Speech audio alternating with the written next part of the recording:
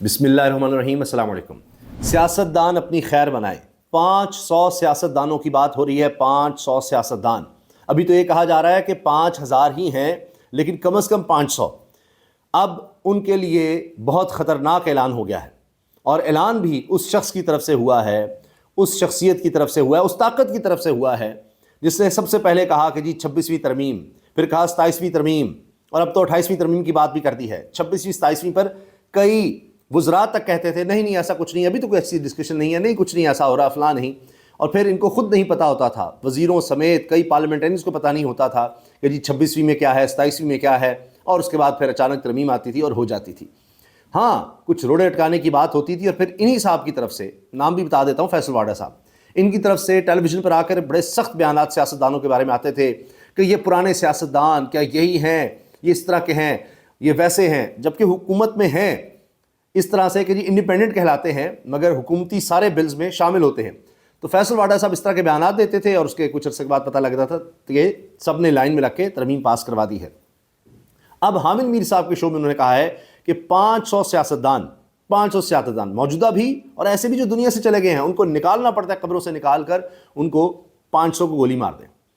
اور ڈی چوک میں یہ تحریک انصاف کے لوگ بڑا آتے تھے، ساتھ بیٹھے ہوئے تھے تحریک انصاف کے عامر ڈوگر صاحب، تو کہا کہ جی اس کو چھوڑیں ڈی چوک پر آنے کو، وہاں پر اب اکٹھے اجتماعی طور پر ان کو لٹکانا شروع کریں، پھانسی کی بات کرتی۔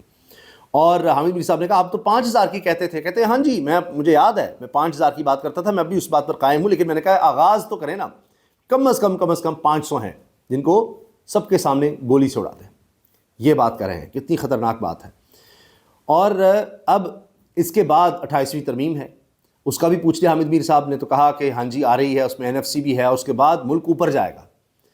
اب 4 سال ہو گئے ہیں، 26ویں ترمیم بھی ہو گئی، 27ویں بھی ہو گئی، 2/3 اکثریت میں مل گئی۔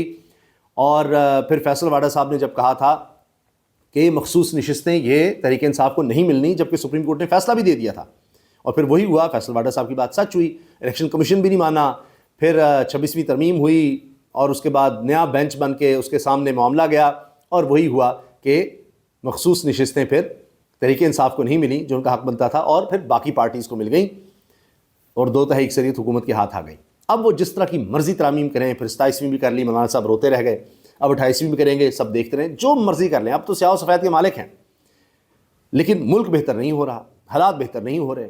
اسی لیے اب بات آ رہی ہے کہ جی زیادہ عرصہ نہیں رہ گیا، چیزیں بدل رہی ہیں، بدلنی پڑیں گی، اور کوئی حادثہ خدا نخواستہ نہ ہو جائے تو اب چیزیں دوسری طرف جا رہی ہیں۔ بہرحال اب یہ 28ویں ترمیم اس سے پہلے ہونی ہے، یہ بھی ایک بات ہے، کیونکہ جو موجودہ حکومت ہے، شہباز شریف ہوں، زرداری صاحب ہیں، ان سے بہت سے کام ابھی لے لینے ہیں، جب ہو جائیں گے تو پھر ان کو فارغ کر دیا جائے گا شاید۔ ان کو بھی اس چیز کا اندازہ ہے، لیکن ان کے پاس اور راستہ بھی کوئی نہیں ہے، فارم 47 کے ذریعے تو آئے ہیں، اور شہباز شریف صاحب بطور وزیر اعظم اتنے طاقتور نہیں ہیں جتنے کہ وزیر داخلہ محسن نقوی ہوں، یا فیصل واڈا بطور ایک سینیٹر ہوں، یا وزیر خزانہ اورنگزیب صاحب ہوں، اسی طرح انوار اللہ کاکڑ صاحب سابق نگران وزیر اعظم، اور یا بگٹی صاحب، سرفراز بگٹی وزیر اعلیٰ بلوچستان، وہ کہنے کو پیپلز پارٹی کے ہیں۔ تو یہ سب ایک اہم ترین قبیلے سے ہیں بقول رانا ثناء اللہ، تو باتیں تو ان کی چلیں گی۔ اب فیصل واڈا صاحب نے تو یہ کہہ دیا ہے کہ 500 سے 5000 سیاستدانوں کو سڑک پر گولی مار دیں تو پاکستان کے مسائل حل ہو جائیں گے۔ بڑا آسان حل انہوں نے بتا دیا ہے۔ اب یہ کرے گا کون؟ موجودہ سیاستدان جو اس میں ہیں اور اس فہرست میں بھی ہو سکتے ہیں، وہ تو یہ کریں گے نہیں، تو کیا اس چیز کا انتظار کیا جائے گا؟ یہ اصل بات ہے۔ اب میں آپ کو سنا دیتا ہوں انہوں نے جو کہا۔ 500 منیمم 500 سیاستدان جائے، اس میں سے جو مر بھی گئے ہیں ان کو نکال کے نشان عبرت نہیں بنائیں گے، نکال کے قبر سے بھی نکال کے نشان عبرت نہیں بنائیں گے، ملک ٹھیک نہیں ہو سکتا۔ بھون دیا جائے ان کو سڑک کے اوپر، گولی مار دی جائے ان کو۔ نہیں جی، یہ ملک ٹھیک کرنے کا انہوں نے فارمولہ بتا دیا، ملک صحیح کرنا ہے تو ان کو بھون دے، اڑا دیں، ان سب کو گولی مار دیں۔ 500 سیاستدان 1000 سے 500 پہ نہیں فرق ہے۔ میں اپنی بات بھولتا بھی نہیں ہوں، میں نے 2018 میں الیکشن جیت کے اسمبلی میں کہا تھا کہ 5000 آدمی کو مارے۔ آج میں کہتا ہوں منیمم 500 ٹاپ براس جو آپ کی سیاستدانوں کی جو اس ملک کو چلاتے ہیں، ٹاپ 500 جو اوپر کے ہیں، جو اس ملک کو چلاتے ہیں۔ اب آپ دیکھ لیجئے، میں نام نہیں لینا چاہ رہا کہ انہوں نے نہیں لیے، لیکن ٹاپ کے کون کون ہیں، کون کون سے خاندان ہیں، پارٹی کے کون کون سے رہنما ہیں، ٹاپ کے تو پھر سارے آئیں گے نا جی۔ آج سے لے کے 30 سال پہلے تک چلے جائیں، 40 سال پہلے، ٹھیک ہے، اور 5000 آدمی اوور آل بھون دیں۔ یہاں یہ ڈی چوک بڑا مشہور ہے ان کے اقتدار 5000 آدمی اوورال آپ بھون دیں۔ کی وجہ سے ادھر اس دن نہ لگائیں اور اس دن یہاں ڈبل رسی کی پھانسی کی 2 دفعہ ٹکاٹک گرائیں. آپ دیکھیں ملک آپ کی پریزیڈنٹ صاحب سے آج ملاقات ہو رہی ہے. ہاں سر. آپ 28ویں ترمیم ڈسکس کریں گے. اچھا، زرداری صاحب سے پھر اس کے بعد ملاقات ہوئی فیصل واڈا کی، اور کہا گیا کہ 28ویں ترمیم ڈسکس کریں گے، اور انہوں نے کہا جی بالکل 28ویں ترمیم اور آ رہی ہے جی، اور سارے مل کر لا رہے ہیں اور لائیں گے. اور سب کو پتہ ہے کہ اب 18ویں ترمیم واپس ہونی ہے.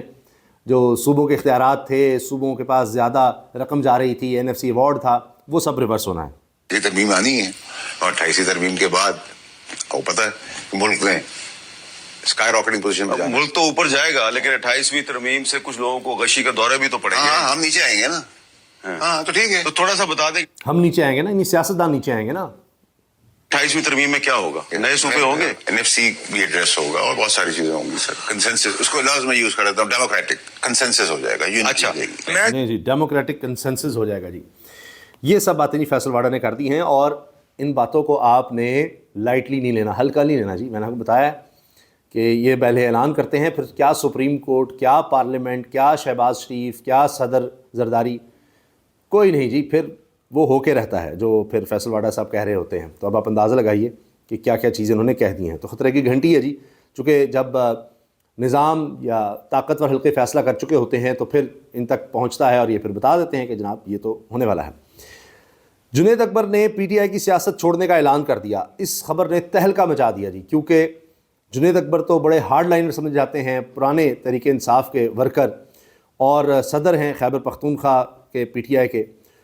انہوں نے جب ایک پیغام شیئر کیا جو پارلیمانی پارٹی کا واٹس ایپ گروپ ہے اس میں، اور کہا کہ نہ میں کسی پارلیمانی کمیٹی کا حصہ ہوں، نہ پارلیمانی لیڈر، اور نہ ہی چیف وپ کو مانتا ہوں.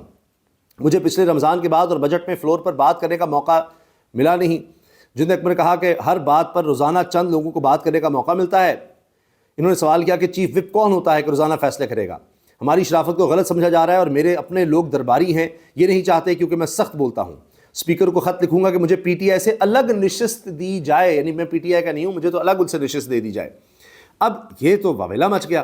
اس کے بعد کیا ہوا کہ آج اب ویڈیو سامنے آئی ہے ایک خاتون رپورٹر ABN کی. انہوں نے ان سے پوچھا کہ جی آپ نے پارٹی چھوڑ دی ہے، تو اس پر انہوں نے کہا جی میرا موقف ہے کہ اسپیکر مجھے الگ پوزیشن دیں، کہ میں نے پارٹی نہیں چھوڑی، نہ مجھے پارٹی سے کوئی نکال سکتا ہے. مجھے تو پارٹی سے عمران خان بھی نہیں نکال سکتے، پارٹی میری ہے، میں کیوں چھوڑوں گا؟ میں نے الگ سیٹ کا مطالبہ کر دیا ہے. یعنی ان کو اس بات کا گلہ ہے کہ جن کو بولنے نہیں دیا جاتا، بات نہیں کرنے دی جاتی. انہوں نے گلہ کیا ہے شاہد خٹک سے، پارلیمانی لیڈر وہ ہیں، اور چیف وپ عامر ڈوگر سے. اب عامر ڈوگر صاحب نے کہا ہے کہ جنید اکبر ہمارے بھائی ہیں، اب ان کو بات کرنے کا موقع ملے گا، وہ کوئی مسئلہ نہیں، حل ہو گیا ہے. بس اس طرح انہوں نے پھر یہ بات کہی ہے. تو اب کتنا حل ہو گیا ہے، کیا ہوا ہے؟ کیونکہ جنید اکبر کا جانا، تحریک انصاف کے صدر کا، خیبر پختونخوا کے، اس کا جانا نہیں، جو اب اس وقت تحریک انصاف کا گڑھ ہے، تیسری دفعہ ان کی حکومت ہے، تو وہاں سے اس کا اس طرح کہنا جی میں پارٹی کہ سے الگ مجھے سیٹ دی جائے، تو یہ ظاہر ہے بہت بڑی بات ہی. پھر کہا کہ جی پارٹی ٹوٹ گئی ہے، خان کی پارٹی کو چھوڑ کے جا رہا ہوں. انہوں نے کہا جی میں نہیں چھوڑ کر جا رہا، الگ سیٹ ضرور مانگی ہے. تو گلہ شکوہ اپنی جگہ ہے، وہ سب مسائل اپنی جگہ ہیں، لیکن وہ پارٹی چھوڑنے سے انکاری ہیں. بہرحال یہ وہ کہہ رہے ہیں. لیکن اس میں کوئی شک نہیں کہ پارٹی کے اندر اختلافات ہیں، اور اس میں مین وجہ یہ ہے کہ جی خان صاحب سے کوئی رابطہ ہی نہیں ہے، کوئی بات چیت نہیں ہے، ان تک چیزیں نہیں پہنچ رہی، اور پھر کوئی احکامات اس طرح ڈائریکٹ نہیں آ رہے. تو یہ چیزیں تو تب تک چلتی رہیں گی جب تک ڈائریکٹلی تحریک انصاف کے بارے میں خان صاحب کا کوئی فیصلہ سامنے نہیں آتا. اور شفیع جان تک کہہ رہے ہیں کہ جی PTI عمران خان ہے، عمران خان PTI ہے، عمران خان کے بغیر PTI کچھ نہیں ہے، وہ تو پھر گروپنگ ہے، فلاں ہے، اور اس طرح سے. لاہور میں جی آج پھر سڑکوں پر عوام ہی عوام، سڑکیں بند. ہوا یہ کہ پنجاب بھر سے آئے سرکاری ٹیچرز نے اپنے مطالبات کی منظوری کے لیے لاہور میں احتجاج کیا ہے، اور پنجاب حکومت کے خلاف کیا ہے. مریم صاحبہ تو قانون لا رہی ہیں نا کہ اٹھا لیں گے، سارا کچھ ادھر ادھر ہو جائے گا، ایسی کی تیسی. لیکن اساتذہ تنگ آ گئے ہیں، اور انہوں نے سیکریٹریٹ کے باہر بڑا احتجاجی مظاہرہ کیا ہے. اس میں کافی بڑی تعداد میں اساتذہ پہنچے ہوئے تھے، اور یہ کہتے ہیں جی 30% ڈسپیرٹی الاؤنس وفاقی طرز پر دیا جائے، لیو انکیشمنٹ کا پرانا نوٹیفیکیشن بحال کیا جائے، 17A رول بحال کیا جائے، کانٹریکٹ پر کام کرنے والوں کو ریگولر کیا جائے، فیملی پینشن کے رولز بحال کیے جائیں. یہ انہوں نے ڈیمانڈ رکھی ہیں. کراچی میں بھی جی آنسو گیس کی شیلنگ کی ہے پولیس نے، کیونکہ انکروچمنٹ کے خلاف آپریشن ہو رہا تھا، اور مقامی بارادری کی طرف سے پولیس کے خلاف مزاحمت سامنے آئی، اور پولیس کو آنسو گیس کی شیلنگ کرنی پڑی ہے. پشاور یونیورسٹی گئے امیر مقام نون لیگ کے اہم رہنما، اور طلبہ نے وہاں ان کو روک لیا اور شدید نعرے بازی کی ان کے خلاف. اب کہتے ہیں جی ISF کے تھے یہ. بہرحال پھر خبر آئی کہ یہ چلے گئے ہیں. میر مقام صاحب نہیں آ سکے بطور مہمان یا فنکشن اٹینڈ نہیں کر سکے جس کے لیے بلایا تھا, ان کو جانا پڑا. اچھا, حکمران خاندان کی طرف سے ایک اور خبر سنیے. انجمن ستائش باہمی چل رہی ہے. مریم نواز صاحبہ تعریف کر رہی ہیں. اسحاق ڈار صاحب جو کہ میاں نواز شریف صاحب کے سمنی ہیں, مریم صاحبہ کی بہن کی شادی اسحاق ڈار صاحب کے بیٹے سے ہوئی ہے. تو اب جناب دونوں خاندان ظاہر ہے بہت قریبی ہیں. اسحاق ڈار صاحب نائب وزیر اعظم بھی ہیں, کوئی بندہ رہ نہ جائے خاندان کا. تو اس میں اب یہ ہوا ہے کہ مریم نواز صاحبہ نے علی مصطفیٰ ڈار کو, اسحاق ڈار صاحب کے بیٹے کو, سیاسی میدان میں داخل کیا اور وزیر اعلیٰ پنجاب نے ان کو مشیر بنا دیا ہے. مریم صاحبہ کے مشیر بن گئے. مصنوعی ذہانت اور خصوصی اقدامات کے مشیر ہوں گے. نواز شریف کے داماد اور مریم نواز کے بہنوئی ہیں. نواز شریف صاحب کے داماد بھی ہیں اور ظاہر ہے کہ پھر مریم صاحبہ کے بہنوئی بھی ہیں, مریم صاحبہ کی بہن کے خامند ہیں. تو جی اب ان کو وزیر اعلیٰ مریم صاحبہ نے اپنا مشیر بھی بنا دیا کہ آپ بہنوئی تو ہیں ہی, تو اب ایسے تو نہیں آپ رہ سکتے, آپ براہ راست مشیر بنے. پھر کہتے ہیں جی تحریک انصاف. تحریک انصاف واحد جماعت ہے کہ ایک ورکر کو وزیر اعلیٰ بنا دیا, یا خاندان ہی نہیں ختم ہوتا. پھر ایک دوسرے کی تعریف چل رہی ہے. مریم صاحبہ نے کہا ہے delighted to have you join team Punjab, اور وہ بھی شکریہ کر رہے ہیں مریم نواز صاحبہ کا کہ بڑا زبردست آپ نے کام کیا ہے, میں آپ کا شکر گزار ہوں کہ آپ نے مجھے مشیر لگا دیا. یہ جی وہ علی ڈار صاحب شکریہ ادا کریں مریم صاحبہ کا. مریم صاحبہ ان کو ویلکم کر رہی ہیں اور ایکس پر ریپوسٹ آفیشیل کر کے, بھائی ذاتی طور پر کر لیتے یہاں پر آ کر کے جی ہاں دیکھیں سارا خاندان رجسٹر ہو رہا ہے. اسحاق ڈار صاحب میدان میں آ گئے, انہوں نے کہا ماشاءاللہ ماشاءاللہ کمال ہو گیا ہے, مبارک مبارک مبارک. اور اسحاق ڈار صاحب اور اس خاندان کا پاکستان پر اتنا بڑا احسان ہے کہ آج ہم جو رو رہے ہیں اتنے بڑے بحران کو, IPPs کے, انرجی کے, سرکولر ڈیٹ کے, ماشاءاللہ انہی کی پالیسیز کی وجہ سے یہ سارا کچھ ہوا ہے کہ اب سولر کی بھی سمجھ نہیں آ رہی کیا کرنا کیا نہیں کرنا. حال ان کا یہ ہے کہ ان کو بار بار وزیر خزانہ لگایا جاتا تھا, اب ان کو وزیر خارجہ بھی لگایا ہوا, نائب وزیر اعظم بھی. موڈیز نے ایکچولی پاکستان کو ڈاؤن گریڈ کیا, ریٹنگ ایجنسی نے, کہ جی آپ کو اب پازیٹیو سے ہم سٹیبل کر رہے ہیں. تو اسحاق ڈار صاحب اس پر کہہ رہے ہیں انادر پازیٹیو نیوز الحمدللہ. یہ حال ہے بھائی, پوری اس کی رپورٹ تو پڑھ لیں, یہ تو حال ہے. تو انہوں نے پاکستان کو پازیٹیو سے سٹیبل کیا, اوپر سے نیچے کیا, اور یہ کہہ رہے ہیں الحمدللہ واہ واہ کمال کر دیا. اور ابھی تک جب میں ویڈیو بنا رہا تب تک یہ ان کی ٹویٹ, یہ ایکس پر پوسٹ اسحاق ڈار صاحب کی موجود تھی. یہ وہ لوگ ہیں جنہوں نے ایسی پالیسیز بنائی تھیں جن کا خمیازہ آج ہم بھگت رہے ہیں. کہ میں پڑھ رہا تھا کہ احسن اقبال صاحب نے کہا ہے کہ بالکل بالکل یہ $15 ارب کے چین سے معاہدے, ان پر ہم نے جو سود ادا کرنا ہے, چین کے کارخانے یہاں پر بجلی بنانے کے ہیں. تو کئی دفعہ ڈسکشن ہوئی ہے, سوال ہی پیدا نہیں ہوتا کہ اب ہم ان سے کوئی ریکویسٹ کریں گے کہ جی آپ اپنا سود کم کر لیں $15 ارب کے کارخانوں پر, کیونکہ بار بار بات ہو چکی ہے, اب نہیں ہوگی. یہ ان پرنسپل ڈیسائیڈ ہو گیا ہے, ختم. اب کبھی بات نہیں کرنی چین سے یا ان کے کارخانوں سے کہ جی آپ سود ذرا کم کر دیں, $15 ارب ہم نے آپ کو واپس بھی کرنے ہیں اور اس پہ سود بھی دینا ہے, تو نہیں ہوگی. کیونکہ اسحاق ڈار احسن اقبال صاحب کا جملہ سنیے گا, جنہوں نے اڑان پاکستان اور جناب ڈیولپمنٹ اور یہ کرنی ہے. جملہ ان کا یہ ہے کہ پاکستان کی غلطیوں کا خمیازہ چین کیوں بھگتے, پاکستان کی غلطیوں کا خمیازہ چین کیوں بھگتے, پاکستان نہیں, آپ کی غلطیوں کا خمیازہ. یہ سارے پروجیکٹ آپ کے لگائے ہوئے ہیں, یہ سب کچھ آپ نے کیا. آج وہی خاندان, وہی لوگ جو سب سے بڑی تباہی کا سبب بنے ہیں, ہمارے پاور سیکٹر میں سب سے زیادہ بنیاد ہے, انہی کو دوبارہ اقتدار دے دیا گیا ہے. لوگوں نے نہیں دیا, یہ فارم 47 کے ذریعے ان کو دیا گیا ہے. ورنہ یہ تو ویڈیوز موجود ہیں. میں دیکھ رہا تھا کہ شہزاد اقبال صاحب نے سال گزرنے کے بعد باقاعدہ پروگرام کیا کہ جی ان کے تو دفتر میں لائٹس بند کر دی گئی تھیں, سناٹا ہو گیا تھا اور منہ لٹکے ہوئے تھے مین آفس میں, کہ سب کو پتا تھا فارم 45 سب موصول ہو رہے تھے کہ جی ہم تو ہار گئے ہیں. اس کے بعد پھر بلایا گیا اور ان کو پھر لایا گیا. تو اب آپ دیکھ لیجئے ہم سب بھگت رہے ہیں. اللہ حافظ.